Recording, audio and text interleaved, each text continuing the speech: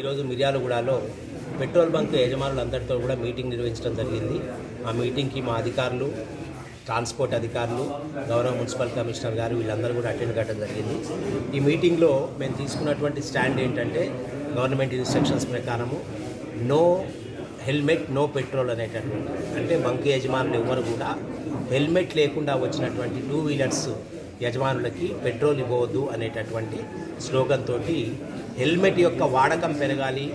Helmet లేక చిన్న చిన్న యాక్సిడెంట్స్లో కూడా ప్రాణాలు పోతున్నాయి కాబట్టి హెడ్ ఇంజరీస్ తోటి హెల్మెట్ యొక్క యూసేజ్ మ్యాక్సిమం పెంచాలి అనేటటువంటి దాంట్లోనే ఆ ఎన్ఫోర్స్మెంట్లో భాగంగా ఈ హెల్మెట్ లేకపోతే పెట్రోల్ పోయారు అనేటటువంటి ఒక బలమైనటువంటి ప్రచారాన్ని పబ్లిక్లోకి తీసుకెళ్ళి మ్యాక్సిమం ఈ హెల్మెట్ యూజ్ అనేది ఎన్షూర్ చేయడానికి గౌరవ మా జిల్లా ఎస్పీ గారి ఆదేశాల మేరకు ఈరోజు ఇక్కడ మీటింగ్ పెట్టడం జరిగింది.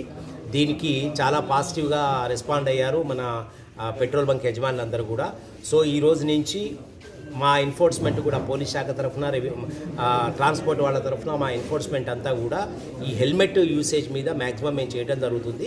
అదేవిధంగా ఈ పెట్రోల్ బంక్ వాళ్ళ సహకారంతో కూడా హెల్మెట్ యూసేజ్ పెంచి మ్యాక్సిమము రోడ్ యాక్సిడెంట్స్ రేట్ని రెడ్యూస్ చేయడానికి ఈ మంత్ అంతా కూడా మేము తీవ్రంగా ప్రయత్నించి ఇదే పూర్తి సంవత్సరం కూడా మేము ఇంప్లిమెంట్ చేస్తామని తెలియజేస్తాం.